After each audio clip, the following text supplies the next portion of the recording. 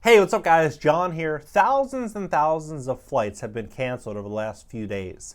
And what I think is going to happen next is going to really transform the entire aviation industry and our lives greater than you could ever imagine. What I think we're going to start to see is a combination of problems. One is going to be rising oil prices. Two is we are going to see rising labor costs. People are going to demand more money because of inflation. We're going to see more turnover in the aviation industry. People are going to be leaving their careers. And then three, the supply chain issues are also going to pose a big problem with flight parts. We're going to start to see more disruption in the aviation industry, and I think that's going to pose a couple problems for us. What I think is going to happen is that the low-cost providers are likely going to get acquired. And why are they going to get acquired? Well, because their business model is based on selling cheap flights. Look at Spirit and JetBlue. They sell flights for 150, $100. You can go on a lot of these cheap apps and find these flights for, almost nothing.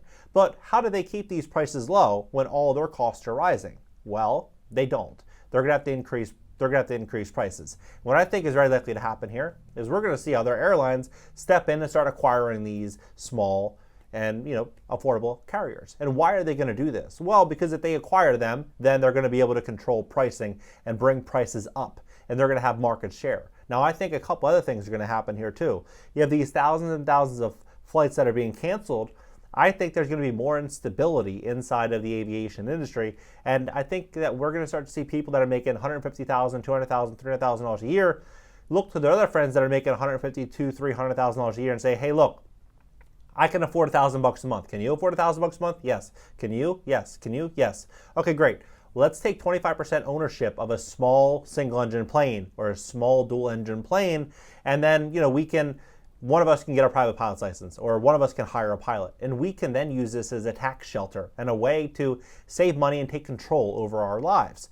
Because if you look at what's happening right now, you're seeing all of these people that are unable to even get a hotel room because of all these thousands of flights that have been canceled. And so what is this doing? It's bringing massive instability to the labor market, and people are really getting fed up with this. So people are going to start demanding a solution. And if you can buy a plane for a few $100,000, $300,000 to $800,000, you put 20% down, your monthly payment might be $3,000 a month or $4,000 a month.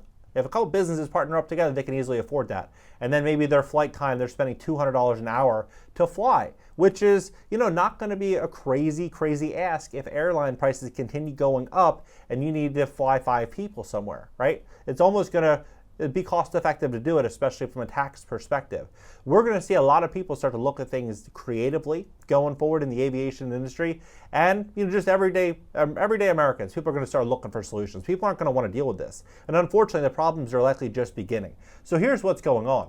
So the global airlines are grappling with the double whammy from a rare combination of strong U.S. dollar and high oil prices at a time when broader inflationary pressures and worker shortages are also placing pressure on the pandemic-hit industry's recovery. The oil price and the U.S. dollar typically have an inverse relationship, so that when one is high, the other is low, helping to even out the financial impact on the airlines that operate in other currencies. The correlation, however, has broken down in recent months, when the war in Ukraine causing a spike in oil prices at a time when the United States is on a net oil exporter and the U.S. dollar receiving a boost from the interest rates rising designed to temper inflation. Airlines gathering at the International Air Transport Association annual meeting in Doha this week expressed concerns about the oil price and the U.S. dollar rising in tandem. For airlines, it is not good at all. It's a perfect storm. Tony Weber, a former chief economist in Australia's Qantas Air. The U.S. Trade Weighted Real Exchange Rate Index, established in 2006, is at a record high, and the benchmark Brent oil price is around $115 a barrel. Non-U.S. airlines have dollar exposure in the form of oil prices, aircraft purchases, and leasing charges, maintenance costs, and sometimes debt, all of which become higher in their local currency when the dollar is stronger. It's painful buying fuel, buying everything. Korean Air chief executive Walter Cho said the strong U.S. dollar trading at the highest level against the won in more than a decade. We have lots of U.S. dollar debt, and we have to pay that interest. Interest is low, but at the exchange rate, it might as well be 10%, he said on the sidelines of an airline industry gathering in Doha. For most non-U.S. airlines, the hit from the rising cost far exceeds the benefit from ticket sales and the U.S.-based customers converting to more local currency. Indian low-cost carrier SpiceJet last week warned it would need to push up fares by 10 to 15% due to an increase in fuel prices and rupee depreciation. Malaysian Airlines chief executive said he had typically accounted 20% of its costs, and now is raising it to 45%, due in part to a weak ringgit. U.S. airlines are mostly unhedged and want a low oil price but prefer a weaker dollar because they benefited from higher conversion rates when they sell tickets in euros and other currencies to foreign customers.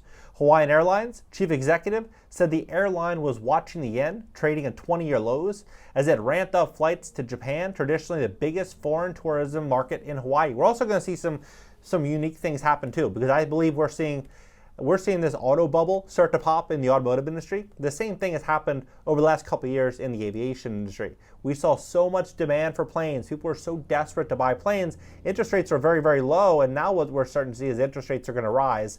And as that happens, we're going to start to see, I think, more availability in the private aviation space, and we could potentially see prices come down. Not in a massive way, given the fact that there's not that many small planes, but I think we could see prices come down from, this sky-high level that they're at right now. It's not the binding constraint on demand at this point, but it's something that we're certainly mindful of, since the vast majority of traffic of our flights, plus or minus 90%, is Japanese originating traffic, he said in the end. And so the cost of traveling in the United States is going to be inflated by the exchange rate. Airlines failures have historically risen at times when the index that combines the oil price and the US dollar strength has been high, according to data from the aviation consultancy. IBA chief economist said in a webinar last month that strong pent-up demand means that having new failures this year, but the situation could change once the peak summer season is over. Now, how is this all going to play out is the big question. I think we're going to really see a couple unique things happen. I think one of the things that we're likely going to start to see happen is that we are going to begin to see more and more opportunity for smart and aspiring entrepreneurs that are, looking for creative ways to lower their tax base and looking for ways in which they can travel freely and have complete freedom. And they're going to do so, I think, by trying to partner up with other small businesses or other entrepreneurs and buying small aviation planes. I think that's going to be a really, really big trend. I think it's going to only grow as the travel industry gets more and more difficult to navigate. And I think we're going to see more problems for that industry specifically over the next year or two. There's no doubt about that. And I think that we're going to start to see the end of the $100 flight. I think we're going to start seeing flights, from LA to New York, even on the cheap apps, going from the $100 and $150 flight one way that we were all used to more of a $350 to $500 flight. And then when you factor that in with a consumer that's already constrained due to inflated prices, rising gas prices, rising living costs, I believe what we're going to start to see is we're going to see less and less demand for these flights as the prices rise. And then it really going to come down to the airlines saying, do we have enough people that are willing to pay to where it even makes sense for us to even do this route, right? We might see routes start to get canceled and closed, and we might see a lot of changes in this industry over the next year or two. I think it's worth paying attention to, and I think if you have goals of owning a small plane or you want to do something like that, now's the time to look into it. Now's the time to set really big goals and aspirations, get around people that are on your same page, and maybe together you guys can tackle that objective. What do you think about this entire situation? I'm really curious as to where you see the future of aviation. Drop your comments below. Hit the like button. When you hit the like button, YouTube's going to share this content to educate more people about what's really going on in the economy. Subscribe here. Also subscribe to my second channel. It's going to be an interactive call-in show this upcoming week where I'm going to be taking calls from all you guys. So I'm really looking forward to it. So you can subscribe down below, top comment, and follow me on LinkedIn, Twitter, Instagram, TikTok. It's in the banner. And if you want to get started on YouTube, build your own YouTube channel, you'd like to partner up with me, you want to save time. You want to just really start and hit the ground running, cashnow.video. If you want to learn about real estate investing, cashnow.video. And if you need assistance with fixing your credit or bringing up your credit score, cashnow.video. We would love to work with you. And I'll see you guys in the next video.